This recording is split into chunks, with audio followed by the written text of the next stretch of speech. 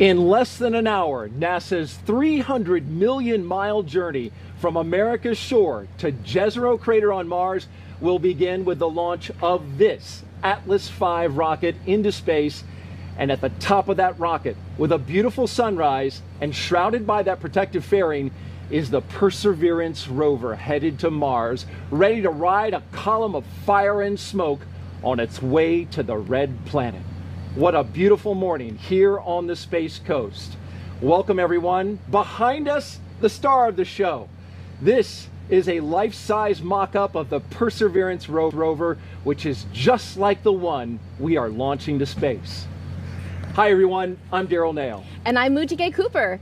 So the power source for the Mars rover is a contained radioactive battery. I've seen it up close and we had to alter the way we behaved around that. Yes. How has that changed your team's efforts?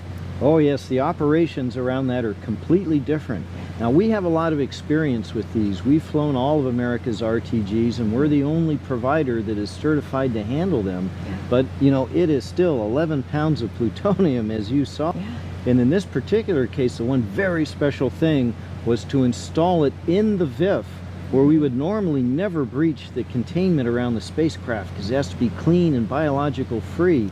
Right. But we created a portable clean room and brought this nuclear battery out and installed it in the machine while keeping everything perfect. 8, 7, 6, 5, 4, engine ignition, 2, 1, 0. And liftoff. As the countdown to Mars continues, the perseverance of humanity launching the next generation of robotic explorers to the red planet.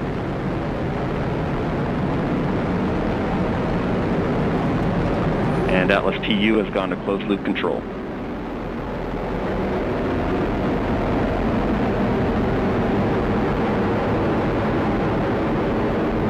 Coming up on 30 seconds into flight, the RD-180 is throttling down as expected. Engine response looks good. And Mach 1, Atlas V is now supersonic.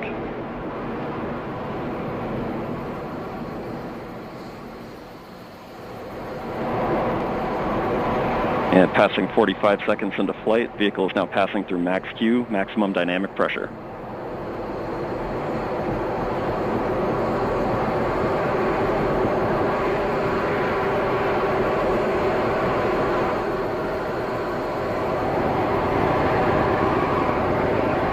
Passing 1 minute into flight, the RD-180 is throttling back up as expected. Engine response looks good. At this time in flight, the SRB chamber pressures remain nominal. The RD-180 pump speed and fuel injector pressures are responding well to demands on the engine. Standing by for SRB burnout shortly.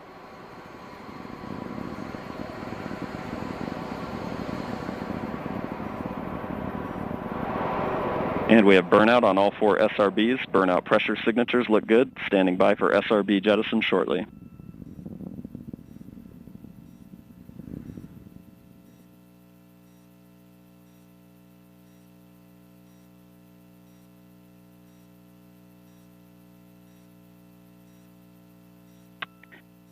And we have a good indication of SRB jettison of all 4 SRBs. And the vehicle has gone to closed loop guidance. Vehicle body rates are responding nominally at this time.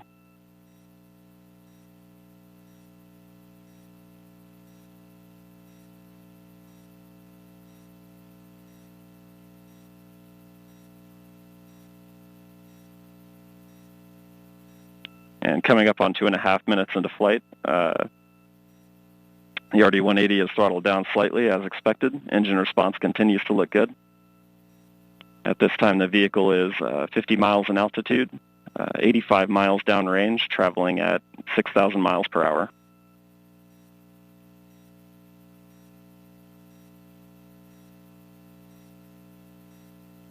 And the Centaur reaction control system is now pressurizing to flight levels.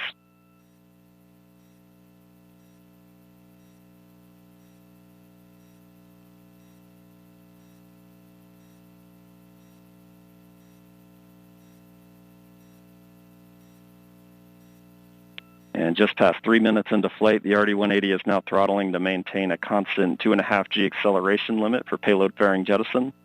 Engine response and vehicle acceleration look good.